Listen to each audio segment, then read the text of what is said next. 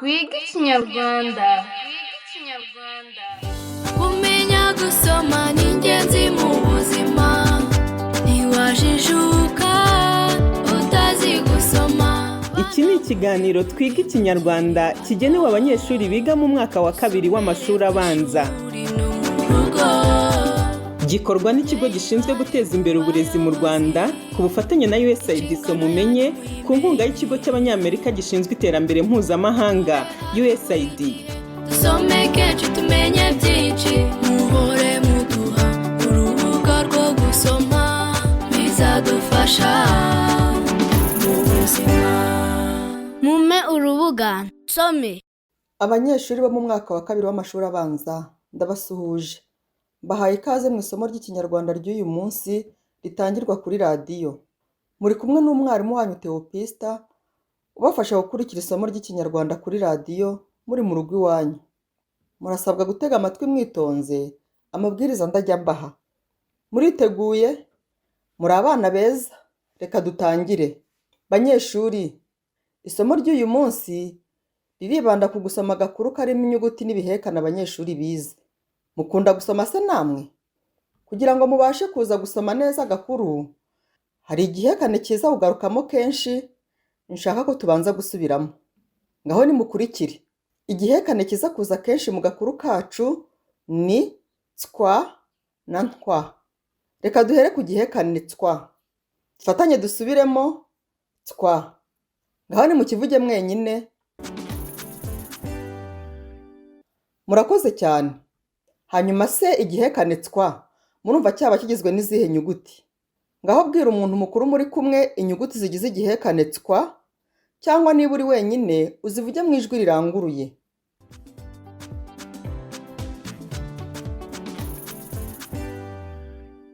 Murakoze cyane. Igihekane tswa kigizwe n'ingombajwi 3 arizo ta, sa na wa. Reka mbahe ingero z'amagambo ari mu igihekane tswa. Kuvutswa, bavutswa, gususurutswa n'ayandi. Ushobora noneho nawe gutekereza ingero z'amagambo ari mu igihekane tswa. Ayo magambo ashobora kuba amazina y'ibintu cyangwa se y'abantu. Ngaho nimuyabwira umuntu mukuru muri kumwe, cyangwa se niba ari wenyine uyavuge mu ijwi riranguruye.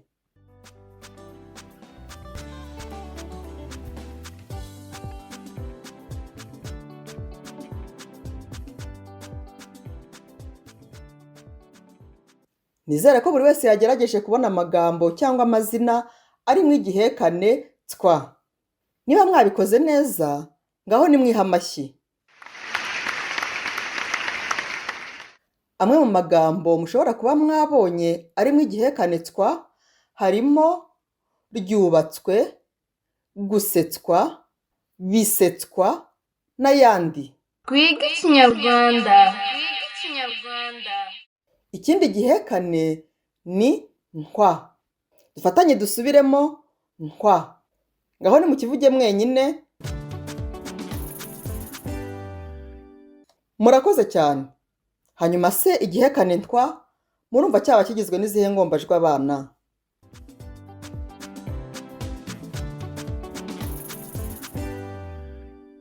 Igihekane ntwa kigizwe n'ingombajwi 3 arizo na, ta na wa. Reka mbahe ingero z'amagambo ari mu igihekane ntwa. Intwari, mukantwari, intwererano n'ayandi. Ubu noneho namwe mushobora gutekereza amagambo ari mu igihekane ntwa. Ayo magambo ashobora kuba ari amazina y'ibintu bisanzwe mushobora kubona iruhande rwanyu, amazina y'abantu cyangwa se amazina y'ahantu. Ngaho nimuyabwira umuntu mukuru muri kumwe.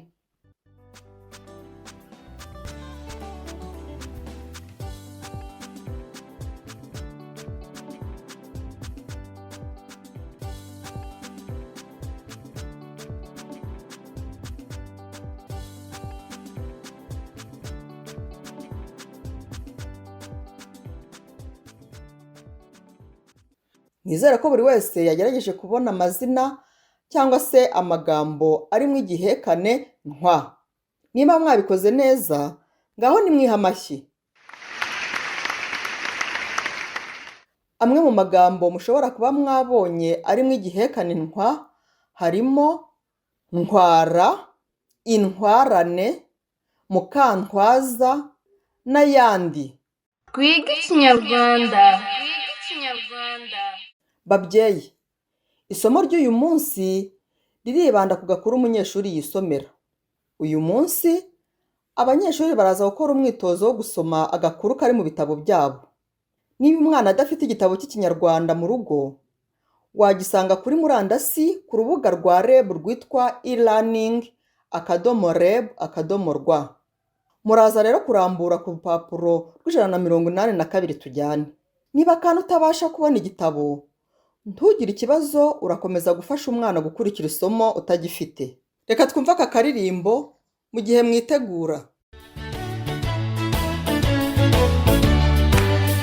Niba wishimye nkanjye koma amashyi, niba wishimye nkanjye koma amashyi, niba wishimye nkanjye, niba wishimye nkanjye, niba wishimye nkanjye koma amashyi, niba urakaye kubita ikirenge hasi, niba urakaye kubita ikirenge hasi, niba urakaye nkanjye, niba urakaye nkanjye, niba urakaye kubita ikirenge hasi, niba wishimye vuga muraho, muraho, niba wishimye vuga muraho, muraho, niba wishimye nkanjye, niba wishimye nkanjye, niba wishimye vuga muraho, muraho, niba ufite ibitotsi ryamire, niba ufite ibitotsi ryamire, niba ufite ibitotsi, niba ufite ibitotsi,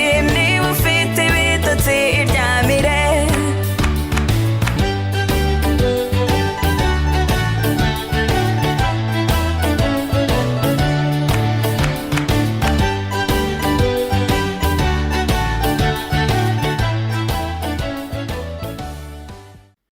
Uyu munsi turasoma inkuru yitwa Bisetswa yateye imbere.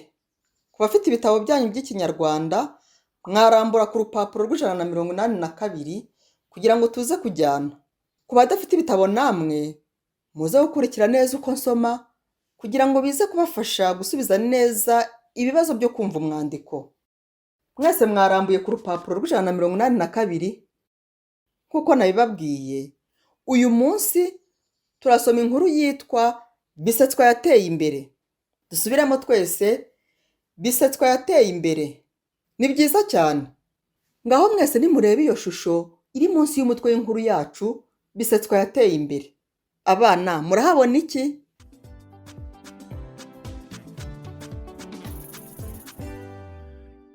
Reka mfashe abadafite ibitabo gusobanukirwa n'ibiri kuri iyo shusho. Njye ndahabona imodoka itwara abagenzi iri mu muhanda. Siko se namwe abafite ibitabo mwabibonye? None se abanyeshuri, mugendeye ku mutwe w'inkuru yacu, Bisetswa yateye imbere, n'igisobanuro cy'ishusho tumaze kumva, muratekereza ko inkuru yacu iza kuvuga kuki? Ngaho bwira umuntu mukuru muri kumwe icyo utekereza inkuru yacu iza kuvugaho, cyangwa se ubivuge mu ijwi riranguruye niba nta muntu muri kumwe.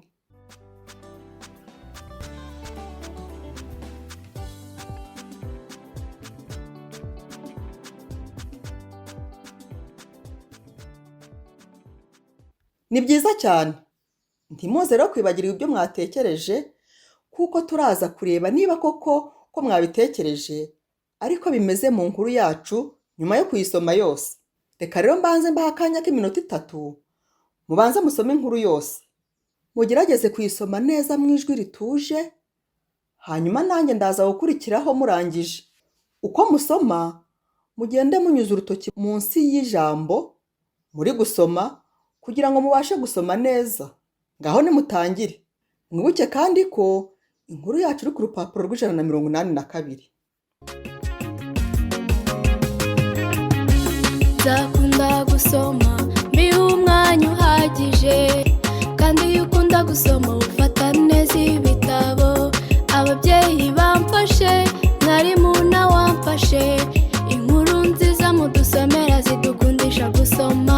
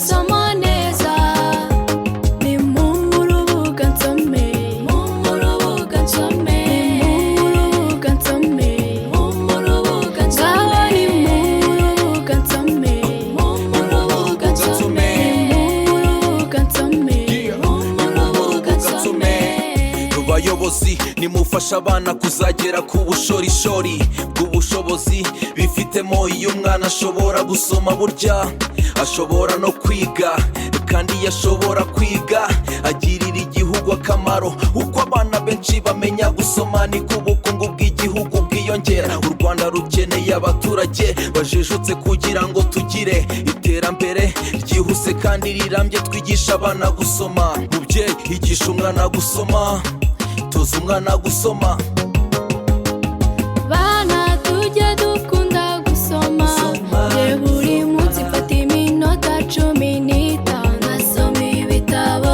abana bazi gusoma neza nibo batsinda amasomo neza ni mu rubuga nsome mu rubuga nsome mu rubuga nsome mu rubuga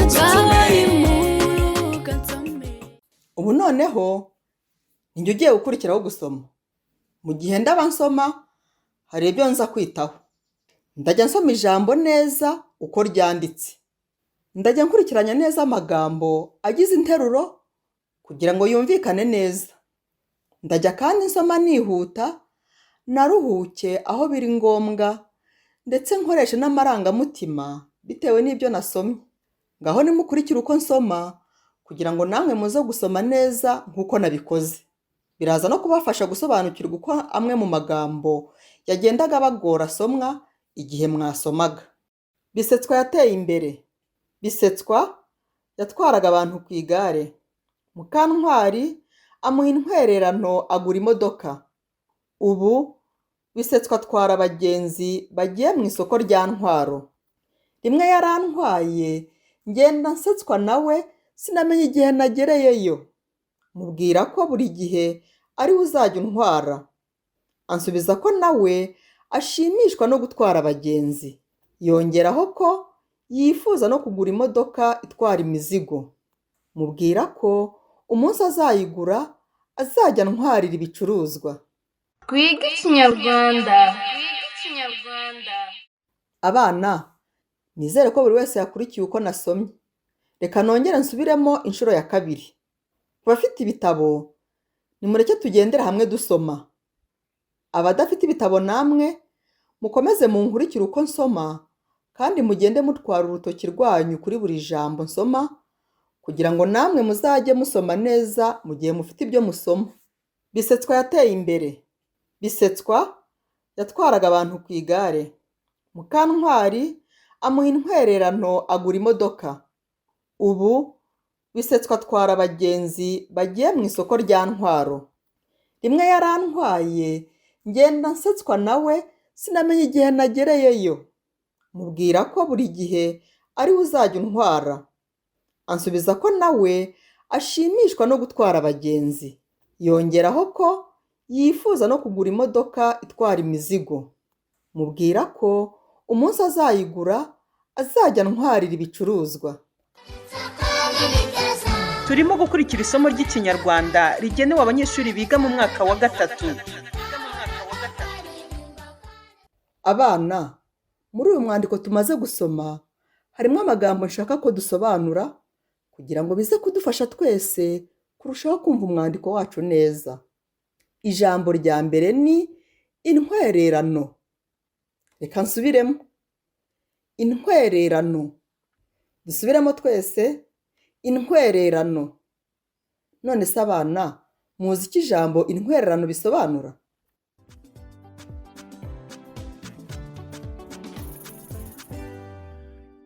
Intwererano bisobanura inkunga itishyuzwa cyangwa ubufasha baha umuntu kandi adateze kubwishyura.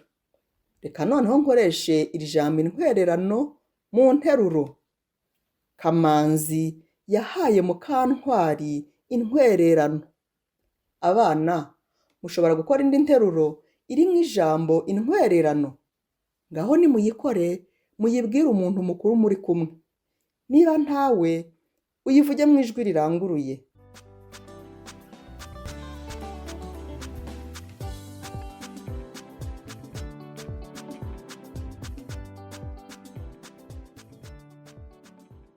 Murakoze cyane. Nimukurikire twige ijambo rya kabiri. Ijambo rya kabiri ni ibicuruzwa. Reka nsubiremo, ibicuruzwa. Dusubiremo twese, ibicuruzwa. None se abana, muzi icyo ijambo ibicuruzwa bisobanura?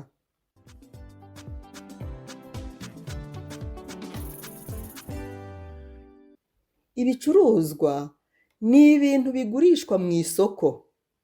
Ese mujya mubona abantu bikoreye ibicuruzwa babijyanye ku isoko? Njye nkunze kubabona banyura munsi y'iwacu. Aho nimutege amatwi, mbaho urugero rw'interuro irimo ijambo ibicuruzwa. Mukantaganzwa yamweretse ibicuruzwa bye. Abanyeshuri, mushobora gukora n'interuro irimo ijambo ibicuruzwa. Ngaho nimuyikore, muyibwire umuntu mukuru muri kumwe. Cyangwa niba ntawe muri kumwe, uyivuge mu ijwi riranguruye.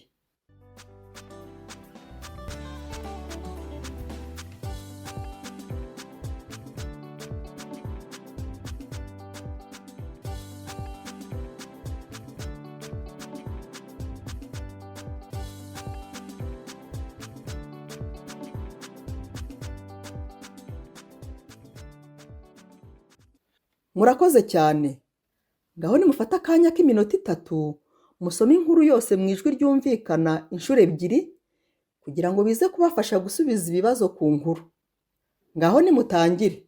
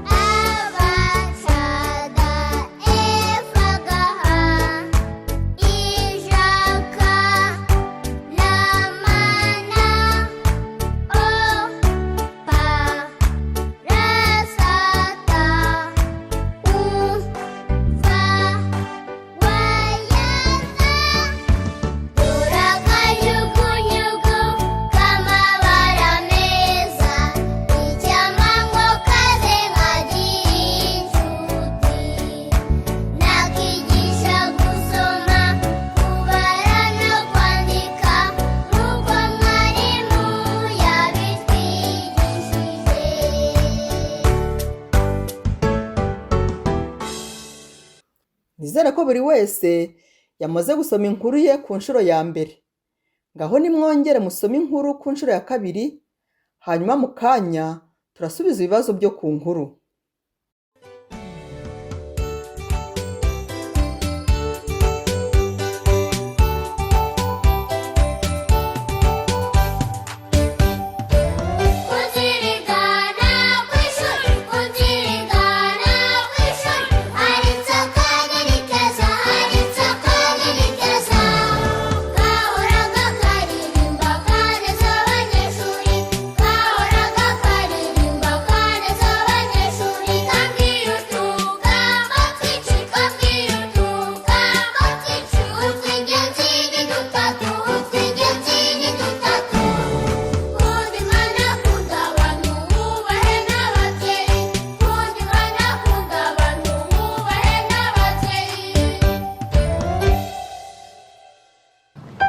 Babyeyi, nimwibuke ko mushobora gufasha abana banyu gusubiramo amasomo mubatiza telefoni hanyuma bagasubiza ibibazo byoherezwa n'ikigo gishinzwe guteza imbere uburezi mu Rwanda.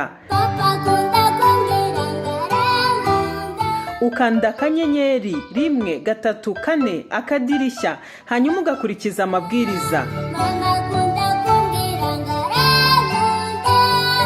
Ahangaha haboneka ibibazo ku banyeshuri bose guhera mu mwaka wa mbere w'amashuri abanza kugera mu mwaka wa 6 w'amashuri yisumbuye harimo na TVET.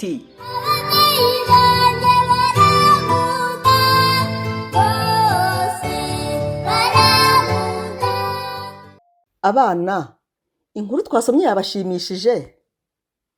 Ese muribuka ibyo mwari mwatekereje inkuru iza kuvugaho mbere y'uko dutangira gusoma? None se ibyo mwatekereje mwasanze bihura n'ibyo twasomye mu nkuru?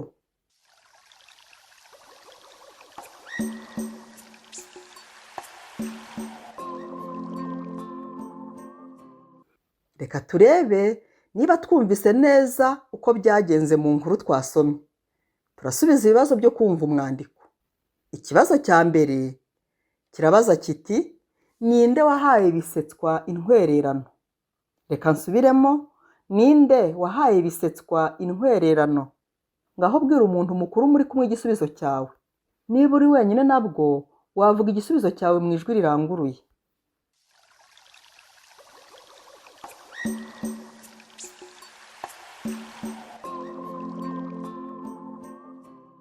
Murakoze cyane. Ndizera ko mwese mwabikoze neza. Uwahaye Bisetswa intwererano ni Mukantwari. Nimutege amatwi mbabaze ikibazo cya kabiri. Bisetswa atwara abagenzi bajya he? Reka nsubiremo ikibazo. Bisetswa atwara abagenzi bajya he? Bwira igisubizo cyawe umuntu mukuru muri kumwe, cyangwa niba uri wenyine uvuge igisubizo cyawe mu ijwi riranguruye.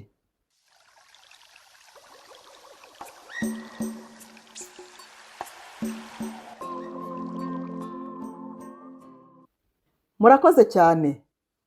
Nizere ko mwabikoze neza. Bisetswa atwara abagenzi bajya mu isoko rya Ntwaro. Nimutege amatwi mbabaze ikibazo cya gatatu. Icyifuzo cya Bisetswa ni ikihe? Reka ngisubiremo. Icyifuzo cya Bisetswa ni ikihe? Bwira igisubizo cyawe umuntu mukuru muri kumwe, cyangwa niba uri wenyine igisubizo cyawe kivuge mu ijwi riranguruye.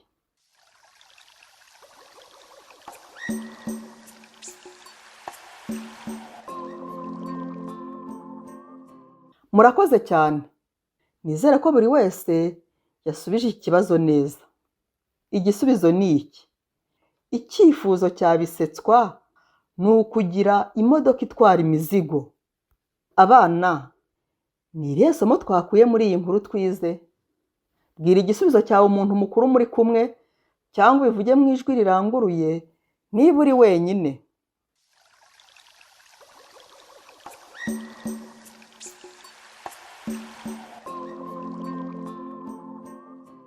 Mu nkuru twizemo ko ari byiza ko twajya dutwerera bagenzi bacu mu gihe bafite ibyo bakeneye gukora bafite ubushobozi buke.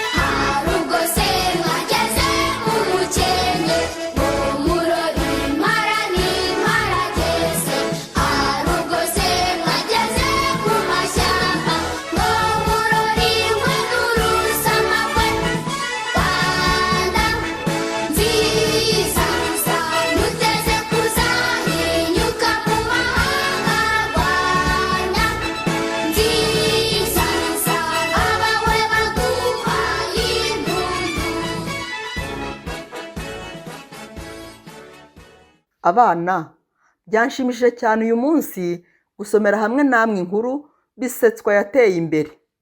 Mwabyishimiye namwe? dutega amatwi umukoro. Uyu mwandiko mukomeze muwusome ubwanyu cyangwa muwusomere abo mubana mu rugo. Mukomeze kandi mukore imyitozo iri ku rupapuro rw'181 igikorwa cya mbere kugeza ku cya 6. Niba udafite igitabo cy'Ikinyarwanda, wabwira abo mubana inkuru twasomye uyu munsi. Wasoma kandi ibindi bitabo by'Ikinyarwanda biri aho mu rugo iwanyu. Muze kandi gukora umwitozo wo gushushanya bisi itwara abagenzi. Mu gihe muza gukora umwitozo wo gusoma, mugerageze gusoma amagambo n'interuro neza. Mugerageze kandi kwihuta no kuruhuka aho biri ngombwa. Ababyeyi namwe turabakangurira gukomeza gushishikariza abana banyu kwitabira iki kiganiro no kubafasha mu gihe barimo kugikurikira.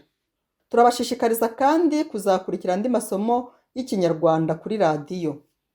Nimumfashe kandi dushimire UNICEF n'urubuga rwa YouTube Bana Twige batwemereye gukoresha izi ndirimbo nziza mwumvise muri iki kiganiro. Barakoze cyane. Naho ubutaha. Babyeyi, iri somo ry'Ikinyarwanda abana bize uyu munsi mushobora kongera kurisanga ku rubuga ikigo gishinzwe guteza imbere uburezi mu Rwanda gishyiraho amasomo atandukanye rwitwa e-learning.reb.rw cyangwa kuri YouTube channel yitwa REB e-learning no kuri YouTube channel yitwa USAID Somumenye. Twiga Ikinyarwanda. Iki cyari ikiganiro Twiga Ikinyarwanda gikorwa n'ikigo gishinzwe guteza imbere uburezi mu Rwanda ku bufatanye na USAID Somumenye ku nkunga y'ikigo cy'Abanyamerika gishinzwe iterambere mpuzamahanga USAID. bizadufasha mu buzima. Mume urubuga nsome.